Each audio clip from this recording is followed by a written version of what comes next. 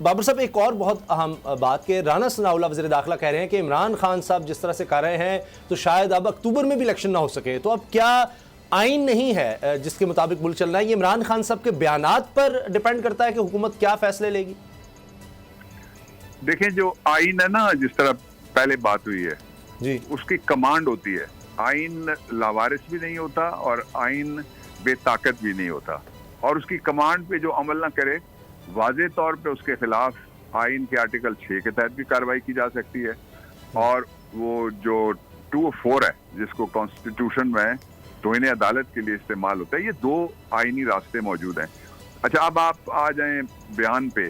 تو یہ جو بیان دینے والے جتنے بھی وزیر ہیں، یہ یقین رکھیں کہ ان کا پی ڈی ایم پورا پنڈ بھی اگر مر گیا نا تو اس نے کبھی نمبردار نہیں بننا. جس دن الیکشن ہونا ہے ان کا دھڑن تختہ لوگ کر کے رکھ دیں گے. اور ایک بڑی امپورٹنٹ بات ہے جدھر توجہ نہیں، آپ تینوں ینگ آدمی بیٹھے ہوئے میرے ساتھ، اس لیے میں آپ کی توجہ ادھر چاہتا ہوں کہ 2.25 کروڑ پچھلے 24 گھنٹوں میں تقریباً مور اور لیس ووٹ نئے درج ہوئے ہیں، جن میں 2 بڑی امپورٹنٹ باتیں ہیں. ایک خواتین جو ہے وہ 50% کے قریب تقریباً جو میل آبادی ہے ملک کی اس کو پہنچ گئی ہیں. وہ کس طرف ہیں آپ کو پتا ہے.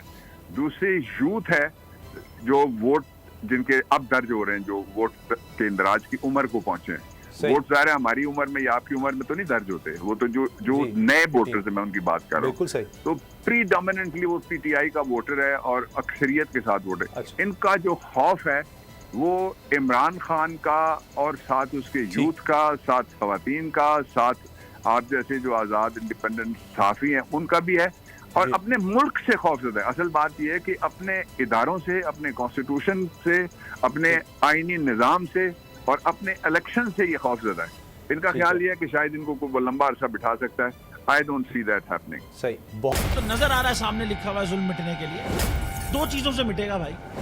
ایک عدل کی کرسی پہ جو لوگ بیٹھتے ہیں نا وہ عدل کے حساب سے فیصلے کرنے لگے.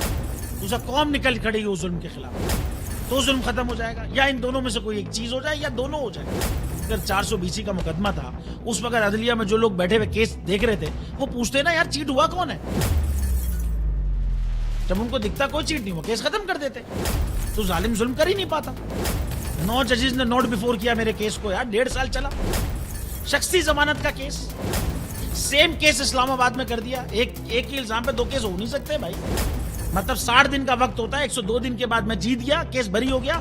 102 دن کے بعد اپیل فائل کی، ایکسپٹ کر لی. نہیں کرتے نا ایکسپٹ، ختم ہو جاتا نا ظلم. یار بھری عدالت میں مجھے بری کر دیا، پھر پتہ نہیں کیا ہوا 2.5 گھنٹے بعد کا نوٹ بیفور.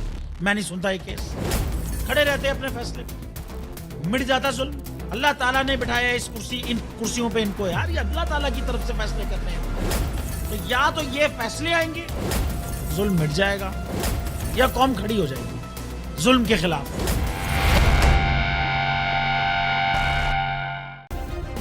سبسکرائب کریں اور بیل دبائیں تاکہ کوئی خبر رہ نہ جائے.